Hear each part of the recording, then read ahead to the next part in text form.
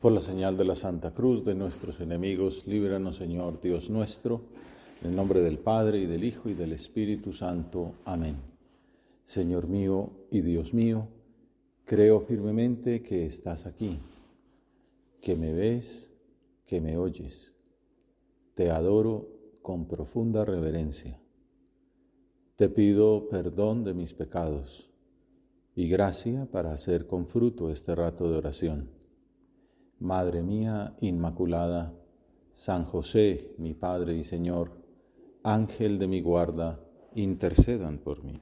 Explican los expertos en liturgia que durante esta primera semana del año, del 2 al 5 de enero, hasta la fiesta de la Epifanía, leeremos como evangelio el primer capítulo de San Juan, cuyo prólogo consideramos el 31 de diciembre. Es el capítulo del testimonio de Juan que consideraremos en este rato de oración y de los primeros pasos y llamadas de Jesús como Mesías. Y al mismo tiempo vamos leyendo en lectura continuada la primera carta de Juan. Y entonces entramos directamente después del prólogo, composición teológica tan profunda sobre el significado de la encarnación del Hijo de Dios, viene el testimonio del Bautista, aunque curiosamente en el cuarto evangelio nunca se le llama por ese título. Y entonces, en esta primera parte del discurso, Juan habla de sí mismo y de su acción. Ya veremos, no es porque lo quiera, sino porque las circunstancias lo obligan. De Jesús solo habla indirectamente. Después sí hablará claramente de su primo. Y bueno, una manera de clasificar el cuarto evangelio puede ser de acuerdo con la distribución que hace el evangelista del protagonismo de sus amigos, de los amigos de Jesús. En estos primeros capítulos, como vemos, es Juan Bautista el que aparece presentando a Jesús. En los capítulos 11 a 12 será Lázaro y del 13 en adelante Juan Evangelista.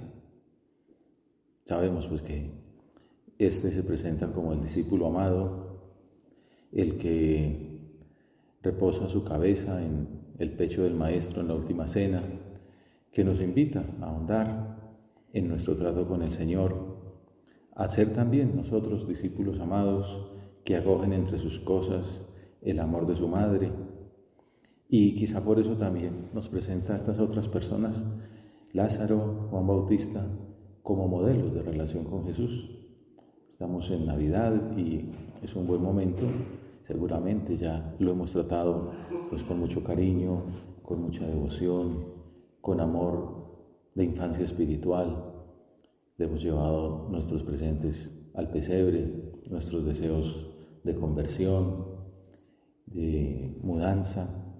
Y bueno, continuamos entonces en este día mirando ese primer amigo, ese personaje tan especial que es Juan Bautista. El contexto de la cena que contemplaremos consiste en una indagatoria de un grupo de sacerdotes.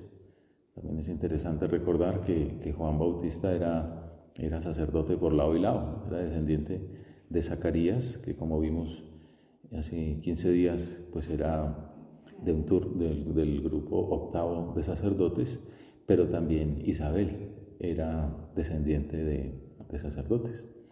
Pues bueno, vienen los sacerdotes como a investigar lo que hacía, lo que predicaba, los ritos que hacía. Pero no solamente los sacerdotes, sino también los levitas. Y los fariseos aparecen generalmente, de acuerdo con alguna traducción, como el que los envía, pero también es una manera de ver que ya desde el comienzo del Evangelio se empieza a notar esa animadversión de las autoridades religiosas judías contra Jesús en última instancia y contra Juan en este caso, pues porque está anunciando a Jesús. Enviados desde Jerusalén por los judíos, dice San Juan, que es una manera de presentar pues toda la enemistad de la sociedad religiosa contra Jesús, de la mayoría en ese tiempo. Y entonces le preguntan a Juan Bautista, ¿tú quién eres? ¿Y por qué bautizas? Bueno, son como las dos grandes preguntas que marcan esta meditación. Esta investigación y la categoría de las acusaciones que brotan de sus respuestas muestran la importancia que las autoridades religiosas le estaban dando a Juan Bautista. Hasta llegaron a dudar si él era la figura que cumplía esas expectativas escatológicas que tenían por ese tiempo. Con las investigaciones de Qumran se han descubierto, pues que esperaban un Mesías rey, un Mesías sacerdote, otros, e incluso el profeta, un profeta como Moisés. Esas eran como las expectativas que habían. Entonces están preguntando en el fondo si él es uno de esos personajes. Esta aparición desde el principio del cuarto evangelio de los enemigos de Jesús también es un recurso narrativo interesante. Por ejemplo, en el cine dicen que si un personaje va a morir asesinado, pues en la primera escena hay que mostrar la pistola. Pues aquí también la muestra San Juan, que no sabía de estas narrativas y recursos, pero lo hace, ¿no? Desde el principio está mostrando las autoridades religiosas aliadas contra Jesús. Y entonces la primera pregunta, ¿quién eres tú?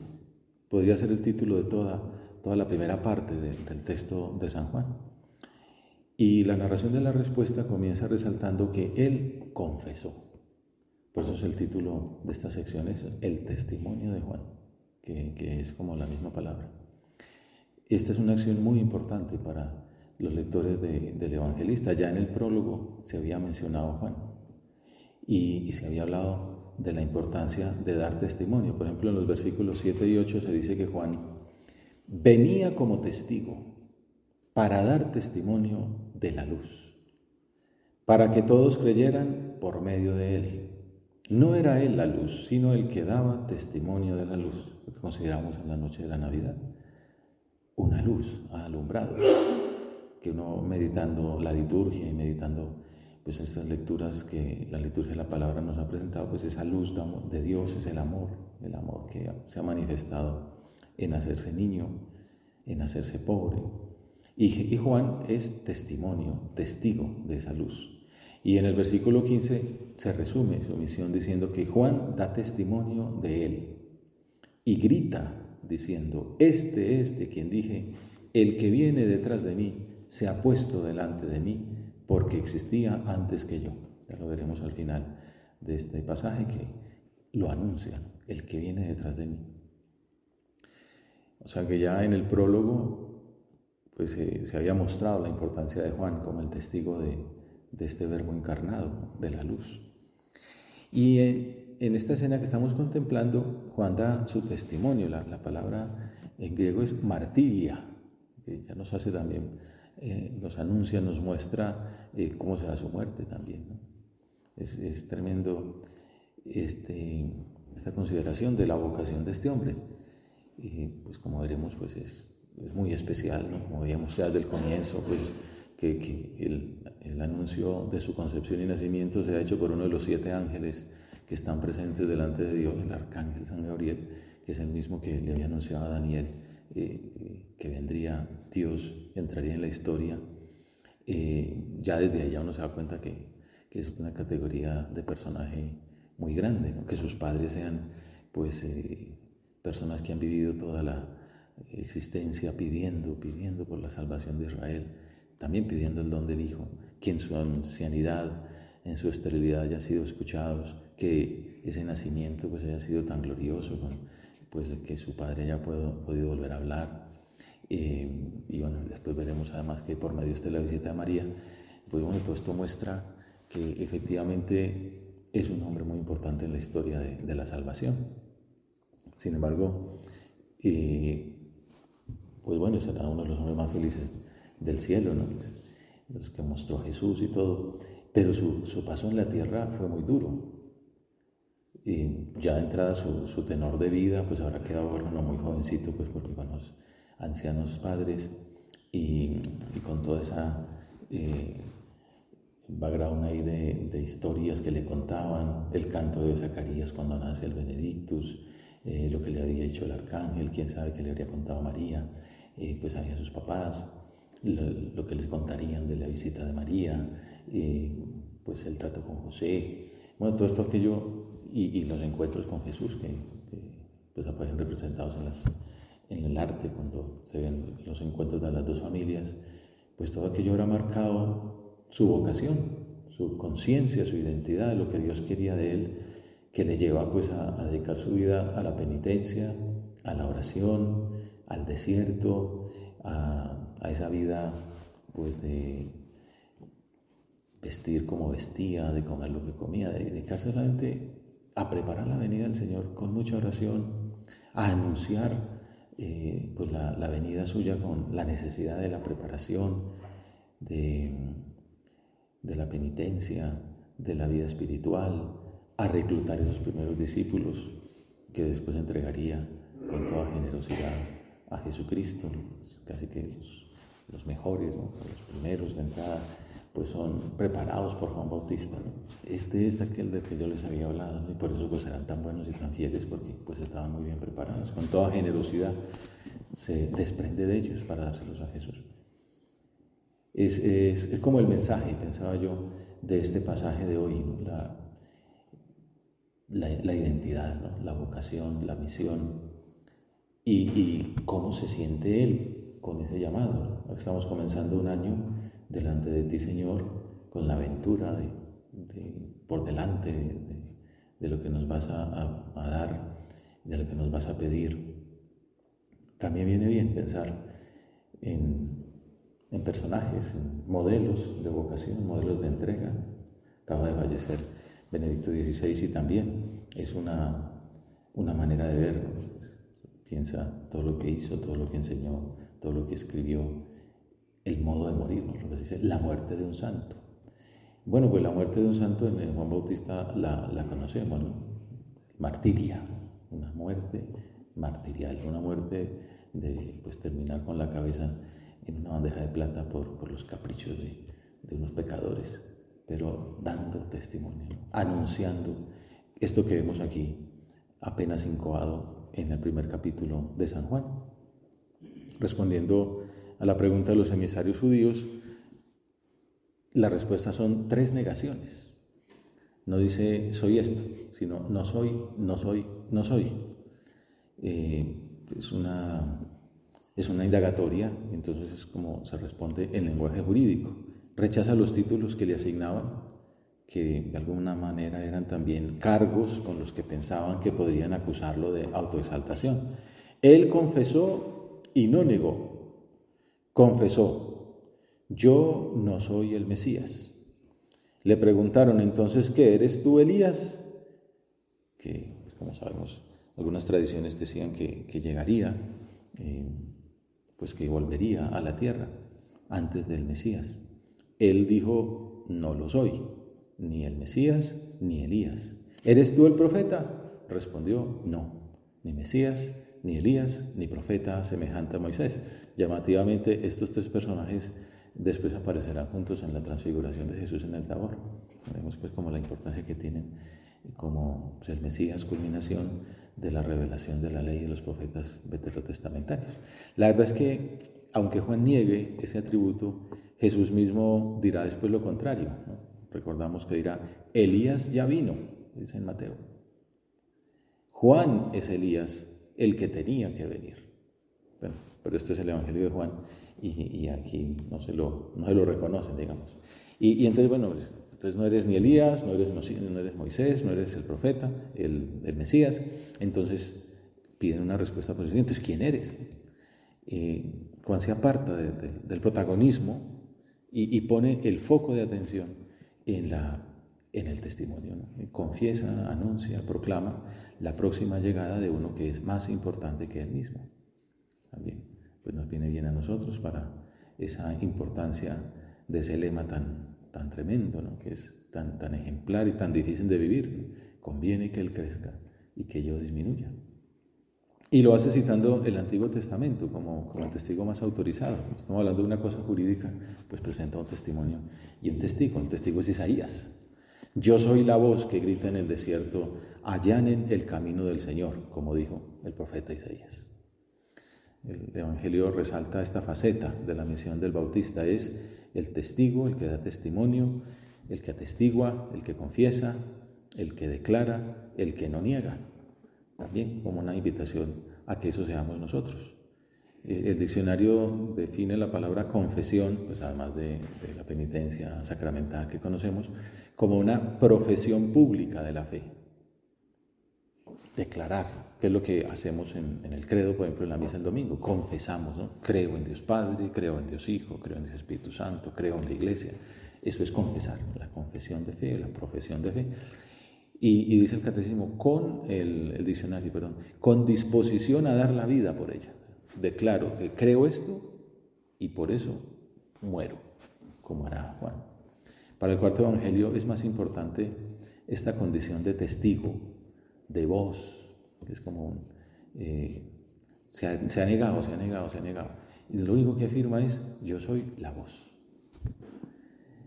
Es más importante esto que la misma dimensión profética de precursor que resaltan los sinópticos, y por eso tampoco habla de ser bautista. Después del no soy, el testimonio sucesivo es soy la voz del logos, la voz de la palabra, y es como hacer práctico aquello de desaparecer para convertirse en portavoz, lo cual hace decir a Orígenes, por una voz la palabra se hizo presente.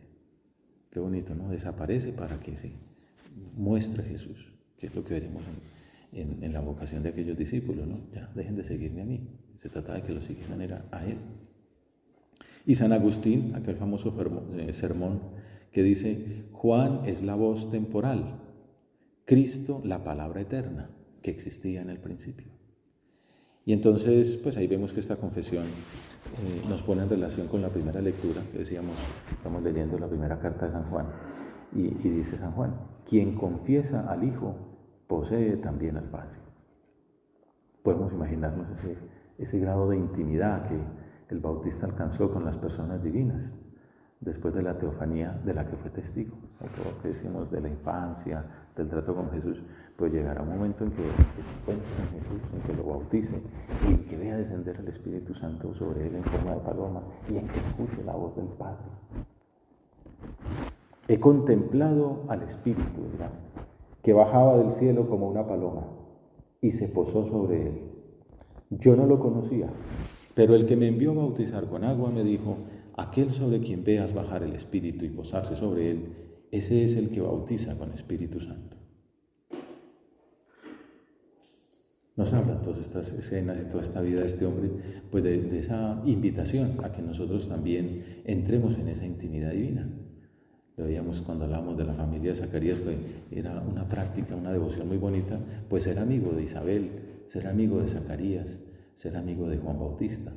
De esa manera entrábamos también, ser amigos de José, ser amigos de María, para ser amigos de Jesús. Y pues es lo que vemos que hace Dios con él, ¿no? Cómo lo mete ahí en la intimidad divina, cómo le muestra esa manifestación tan maravillosa.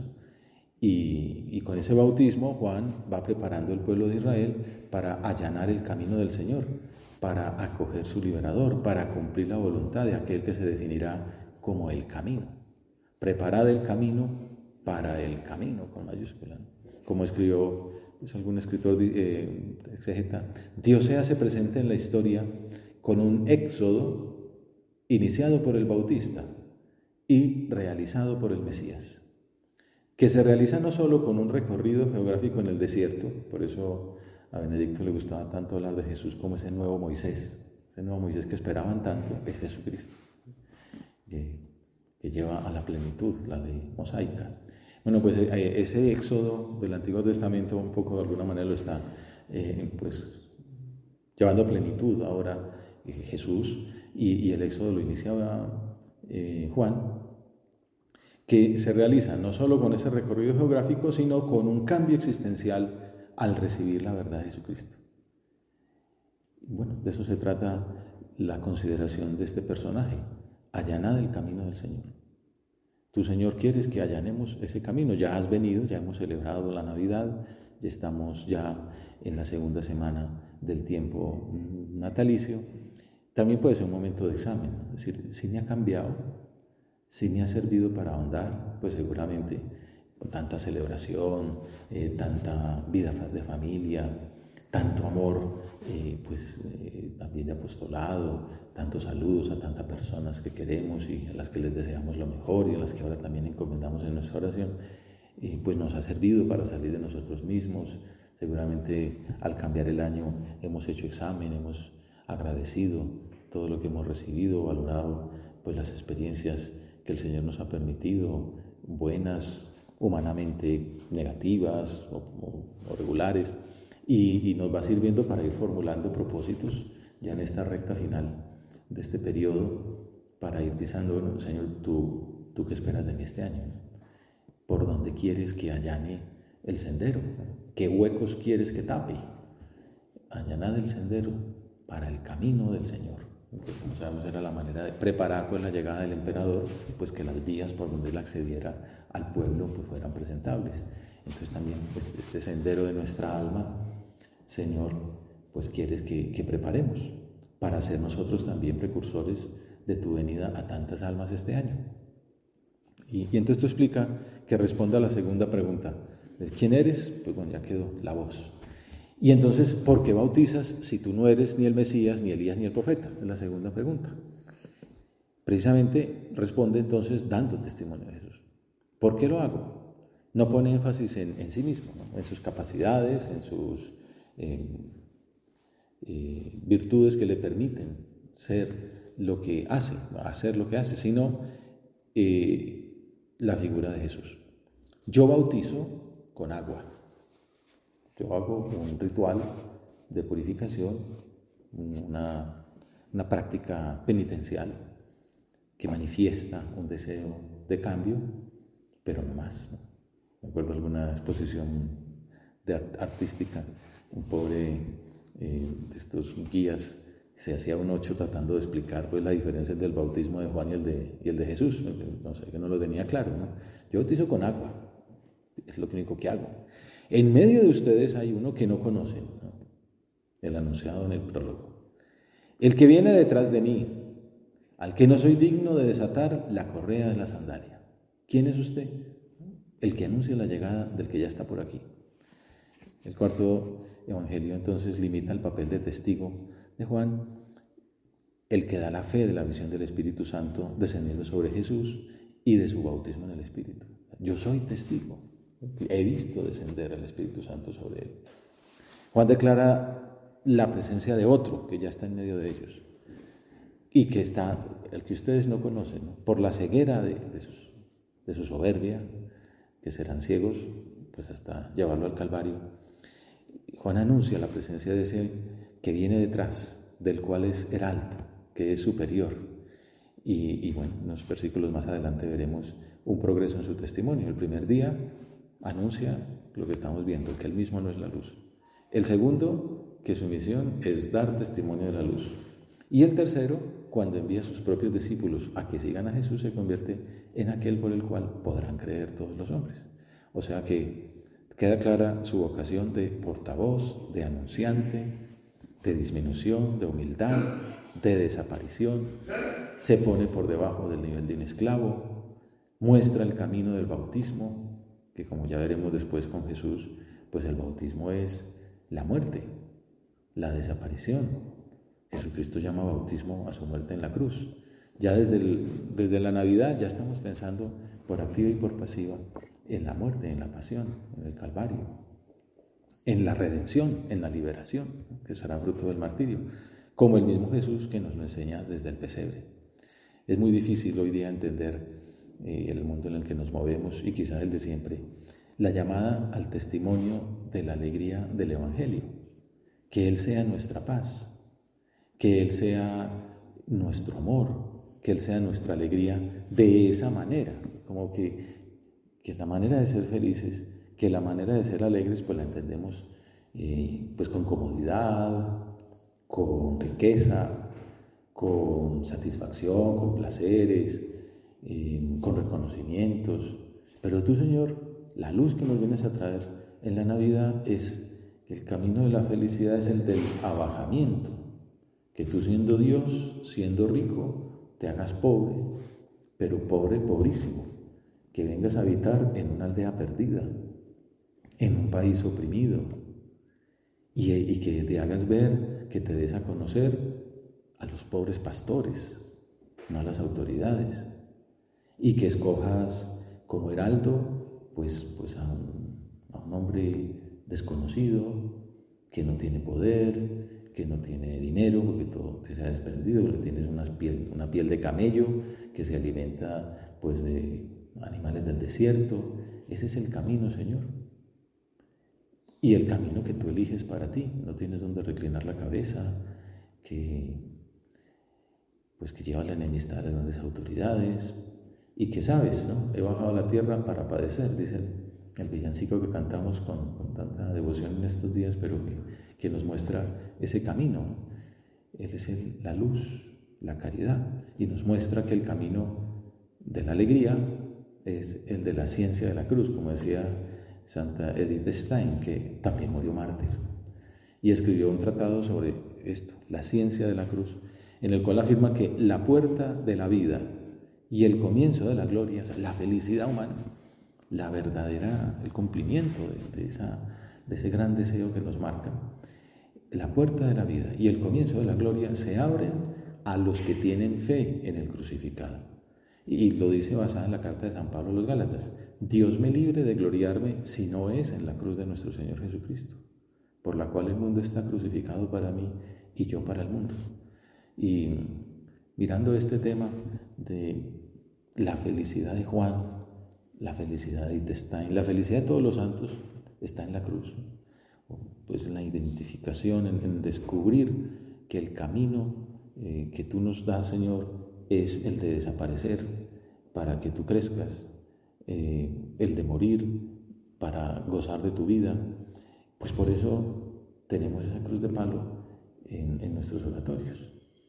Y es como un recuerdo gráfico que el Señor quiere para que no se nos olvide, además de que ha querido que llevemos el crucifijo en el bolsillo, que nos lo entreguen cuando nos incorporamos a la obra, la cruz y el Evangelio, los medios. Estos son los medios, ¿no? No nos entregan un billete, no nos entregan una posesión, nos dan una cruz y un Evangelio. Con esto va a llegar al cielo. Y todos los días pasamos junto a esa cruz, que en la pandemia pues ya dejamos de besarla, ahora ya se recupera hueso, seguimos inclinando la cabeza. Pues escribió San José María: ya en Ferraz, cuando no había ni una silla en el oratorio, ni podíamos soñar con que Jesús hiciera allí su Betania, el sagrario, me apresuré a hacer que se pusiera en la pared del oratorio, ese pequeño oratorio que era, pone una admiración como diciendo, pues, oratorio entre comillas, nuestra cruz de palo. Y es que esa cruz simboliza la vida del apóstol de Cristo. Mártir, Juan Bautista está pensando en que nació para morir por ese testimonio, para ser la voz de la palabra. La cruz simboliza nuestra vida de apóstol, con un vigor y una verdad que encantan. Yo bajé a la tierra para padecer. Y pues la meditación de Navidad de Cristo que pasa concluye invitándonos a imitar esa entrega de Jesús en Belén, que se concluye después en el Calvario. Y así vamos terminando. Ahora, delante de Jesús niño, podemos continuar nuestro examen personal. ¿Estamos decididos a procurar que nuestra vida sirva de modelo y de enseñanza a nuestros hermanos, a nuestros iguales, los hombres? ¿Estamos decididos a ser otros Cristos? No basta decirlo con la boca. Tú, lo pregunto a cada uno de vosotros, y me lo pregunto a mí mismo. Tú que por ser cristiano estás llamado a ser otro Cristo, ¿mereces que se repita de ti que viniste a hacer y enseñar? A hacer las cosas como un hijo de Dios atento a la voluntad de su Padre, para que de esta manera puedas empujar a todas las almas a participar de las cosas buenas, nobles, divinas y humanas de la redención. ¿Estás viviendo la vida de Cristo en tu vida ordinaria en medio del mundo? Pues ayer celebrábamos la solemnidad de María, Madre de Dios y Madre nuestra. Ya hemos mencionado su relación con el Bautista. Fue la primera persona en la tierra que conoció de su existencia después de Isabel y de Ana.